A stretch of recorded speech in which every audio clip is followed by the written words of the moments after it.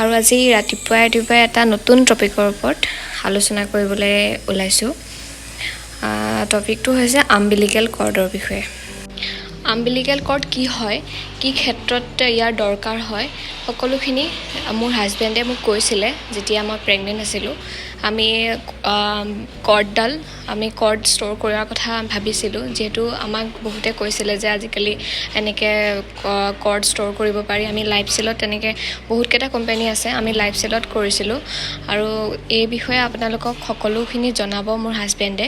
তেখেতে যিহেতু মোতকৈ ভালদৰে জানে, সেইবাবে তেখেতে জনাব। আৰু আপোনালোকে সকলোখিনি জানিবৰ হ'লে মোৰ ভিডিঅ'টো স্কিপ নকৰি শেষলৈকে শুনিব, তেতিয়াহে সকলোখিনি গম পাব আম্বিলিকেল কৰ্ড কি হয় আৰু কি কি ক্ষেত্ৰত ইয়াৰ প্ৰয়োজন। আচলতে আম্বিলিকেল কৰ্ড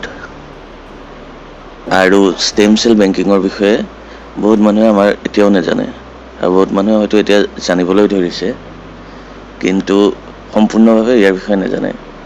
আমিও নাজানিছিলোঁ, কিন্তু লাহে ধীৰে আমি পঢ়িলোঁ, ইয়াৰ বিষয়ে কিছু ষ্টাডি কৰিলোঁ, তেতিয়া গম পালোঁ যে আম্বিলিকেল কৰ্ড, একচুৱেলি আম্বিলিকেল কৰ্ডডালক কনচিডাৰ কৰা হয় physical and emotional attachment between mother and fetus. মাক আৰু কেঁচুৱাটোৰ মানে যেতিয়া জন্ম নহয়, যেতিয়া পেটত থাকে, সেই সময়ৰ যিটো এক বন্ধন, সেইটোৱে আম্বিলিকেল কৰ্ড। ইয়াৰ থ্ৰুৱেদি কি হয়, ইয়াৰ থ্ৰুৱেদি বেবীয়ে অক্সিজেন আৰু নিউট্ৰিয়েণ্টছখিনি লাভ কৰে, আৰু যিখিনি মেটাৰনেল চাৰ্কুলেশ্যনৰ পৰা ফেটেল চাৰ্কুলেশ্যনলৈ আহে, আৰু যিখিনি ৱেষ্ট হয় সেইখিনি মেটাৰনেল চাৰ্কুলেশ্যনৰ থ্ৰুৱেদি বাহিৰলৈ পঠিয়াই দিয়া হয়।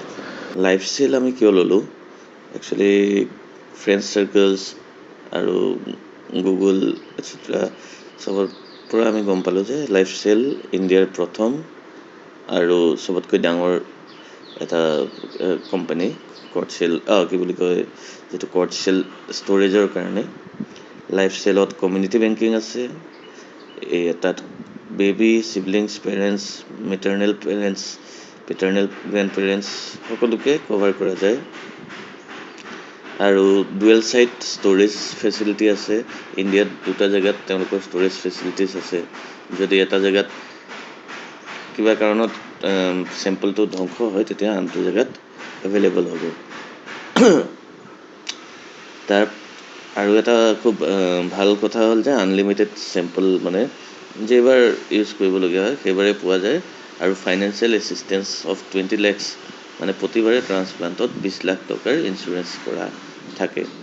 আৰু আপোনাৰ চেম্পলটোৰো ইঞ্চুৰেঞ্চ 20 লাখ টকাৰ থাকে। যদি কিবা কাৰণত চেম্পল ধ্বংস হয়, তেতিয়া 20 লাখ টকা তেওঁলোকে আপোনাক ঘূৰাই দিব। আৰু যদি কিবা কাৰণত সেইটো মানে আপোনাৰ ট্ৰান্সপ্লাণ্ট কৰিবলগীয়া হয়, তেতিয়াও 20 লাখ টকা সেই ট্ৰান্সপ্লাণ্টৰ কাৰণে দিব। চ' মই যেনেকৈ কৈছোঁ যে ইয়াত বিভিন্ন ধৰণৰ প্লেনছ এভেইলেবল আছে।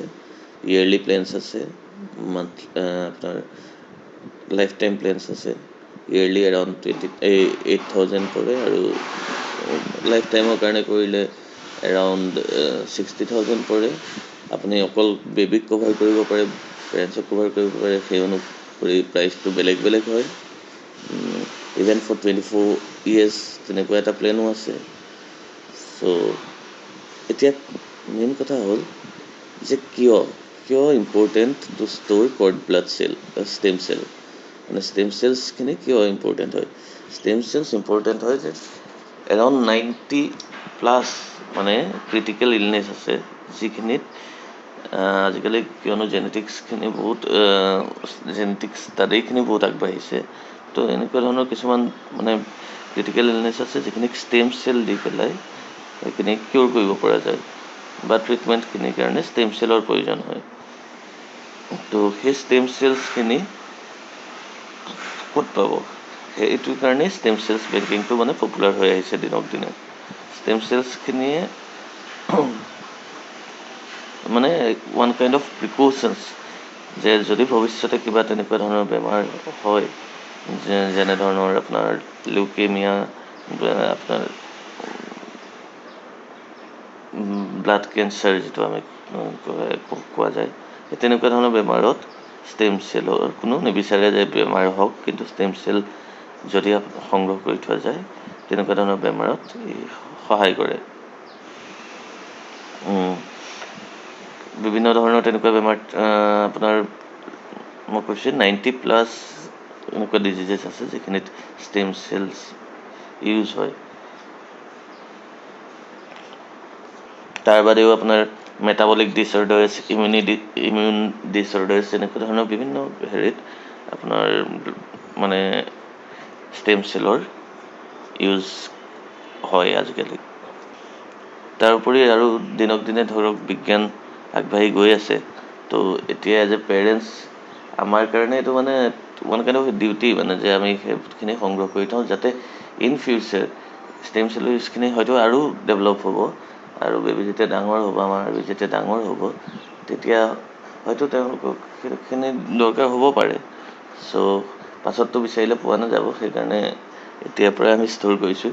সেইবুলি এইটো মানে এনেকুৱা মেণ্ডেটৰী নহয় যে everybody have to store that. বহুতে নকৰে বা ইভেন মানে বোন মেৰ' যিটো কয় তাতো ষ্টেম চেলছ পোৱা যায়।